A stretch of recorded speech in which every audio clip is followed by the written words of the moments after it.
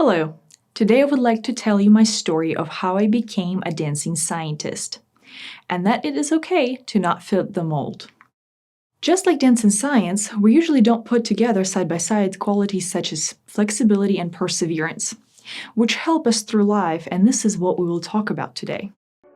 I was born in Ukraine, and when I was 2 years old, my mother would bring me with her to her dance studio, and by the time I was 3 years old, I was performing on stage. Growing up was just as many young girls, I aspired to become a ballerina. Ballet is extremely competitive. Only one can be a prima ballerina, and there are hundreds of girls working really hard to get there. I was determined to become a ballerina of my dreams, dancing 4 hours a day, every day, 6, 7 times a week. I kept practicing pointing my feet, stretching, practicing my movements over and over again. And the hard work was starting to pay off. I started to win competitions, receive first places. I even got to perform on main stage of the country of the Ukraine, and it felt absolutely amazing. When I turned 15 years old, I had to move to the United States with my parents, and I was very upset to leave everything behind, just as any teenager would at that age. Coming here brought many challenges. I didn't know the language, the culture, and even ballet technique here was different. But I was persistent with my dream. When I got to Charlotte Ballet, I had to adapt to the situation, and I got to learn the new technique from world experts such as Patricia McBride, as well as I had to learn English. In the spring, I was casted as a lead in the contemporary ballet of Mark Diamond. And I was on top of the world, performing in front of the audience and hearing the applause, receiving the flowers, and I felt like a true ballerina. And just as I got the taste of what it feels like to be a ballerina, the next day I tore a ligament in my knee and I was told that I will never dance again. I was devastated. After my reconstruction surgery, I had a lot of time to think. Trust me. I decided to go to Central Piedmont Community College and major in dance, and my naive 16-year-old self, barely speaking English, still barely walking, went around the area knocking on doors to see if they needed a new dance teacher, and that is how I got my first full-time position as a dance educator, and a new journey had begun for me. You would think that now my life was all rainbows and glitter, but that's not the reality. As I was studying community college and taught dance, I came across multiple hurdles while preparing myself for the 4-year university and trying to transfer and pursue my further education. During that time, I discovered my love for chemistry, and how could you not fall in love with the magic that happens in front of you, and you're even able to make it? Due to various circumstances, I continued to study chemistry at UNC Charlotte and continued to teach dance in the community. This was the time for me to learn what science really was. I was able to conduct novel research in Dr. Rabinovich's lab in the day, and then in the evening, I would be a ballerina teaching dance and performing. You would ask, was it simple to do? No. But did I love doing it? Heck yes. After my undergraduate degree, I joined Nanoscale Science PhD program here at UNC Charlotte in the laboratory of Tom Schmedeke. Start of graduate school was a bumpy road with lots of important and scary decisions. But it was also a great time during which I was able to establish collaborative science outreach program and focus on the science full time.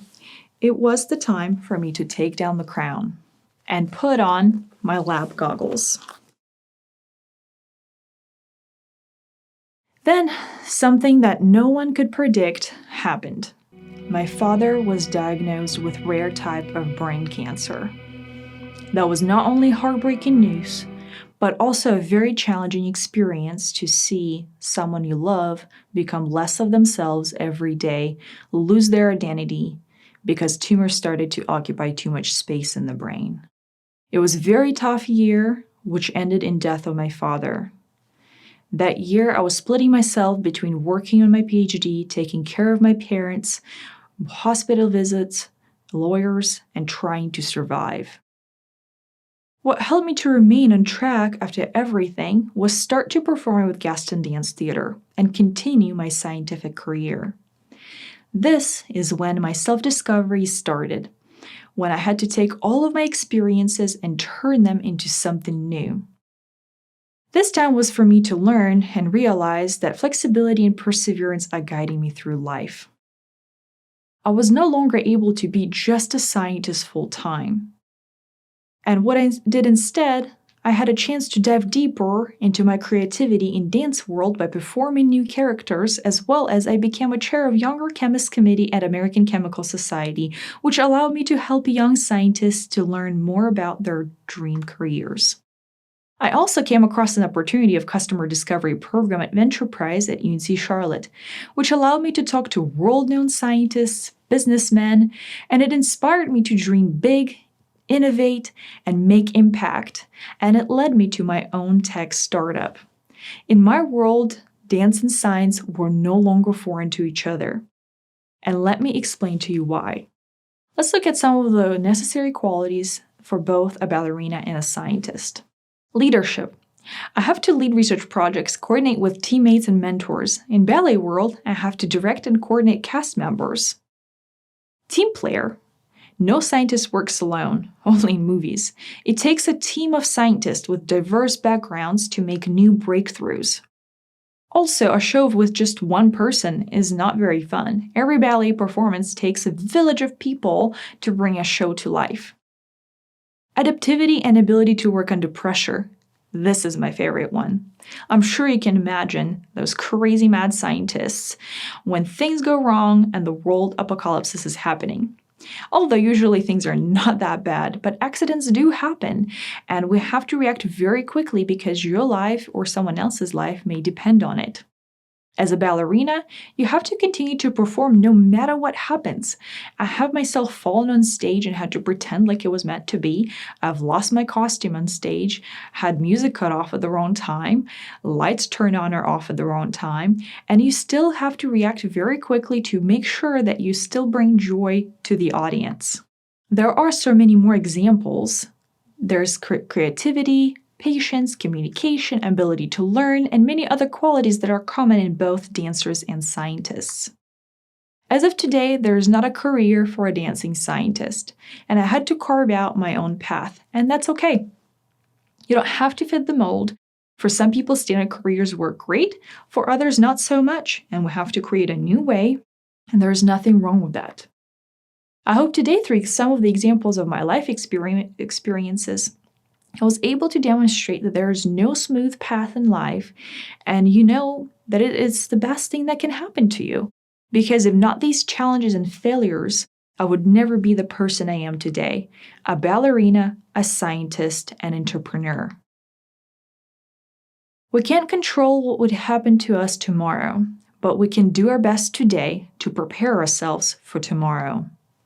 I would like to thank my parents that have been supporting all my crazy ideas, that have taught me so much, and were always ready to help. I would also like to thank my teachers throughout my life because if not them, I would not have had the interest to pursue careers I chose.